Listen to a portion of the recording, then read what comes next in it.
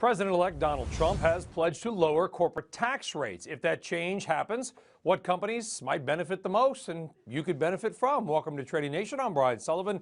Erin Gibbs of S&P Global and Craig Johnson of Piper Jaffray are your guests today. Craig, I'm going to start with you just because I want to see the challenge of how you chart such an esoteric segment. How do you chart benefiting from lower corporate tax rates? Well, Brian, the way we did this is we went back and we looked at some of the notes that S&P came out with talking about where the biggest tax impact lies. And when you look at the consumer cyclical sector, we just charted that, the XRT. So we pulled up a 5-year chart of that. And what we've been finding with this is there's been at least 3 times where you've been trying to reverse downtrends, failed, reverse downtrends. But each one of those times, Brian, you came back and you made a higher low. So you're starting to see some positive influence here on the consumer cyclical stocks.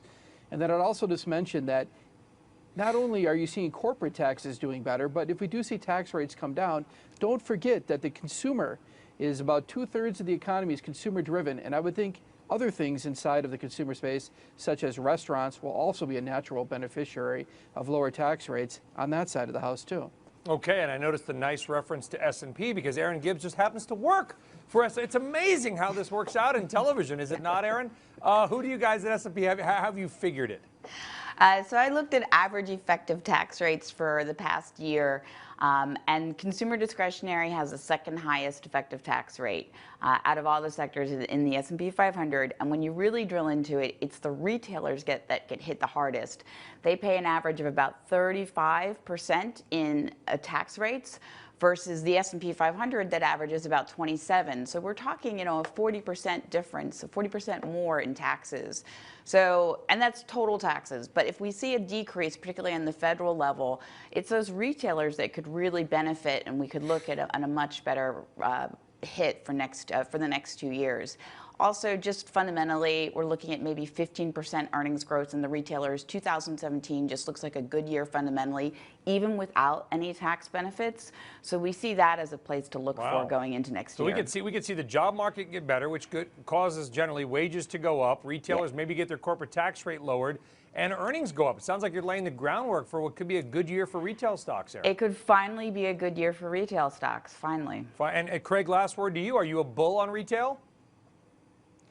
So right now we are neutral retail with our sector relative strength work, Brian, only because we see better returns right now in basic materials, energy, and the technology sector, as the reflation trade has been a little bit stronger right now.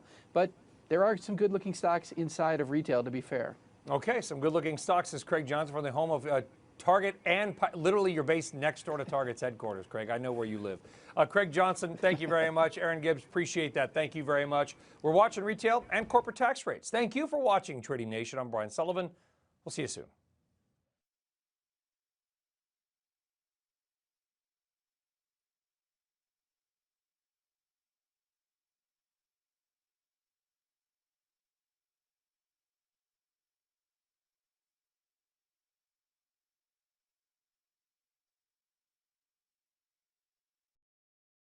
Hey there, thanks for checking out CNBC on YouTube. Be sure to subscribe to stay up to date on all of the day's biggest stories. You can also click on any of the videos around me to watch the latest from CNBC. Thanks for watching.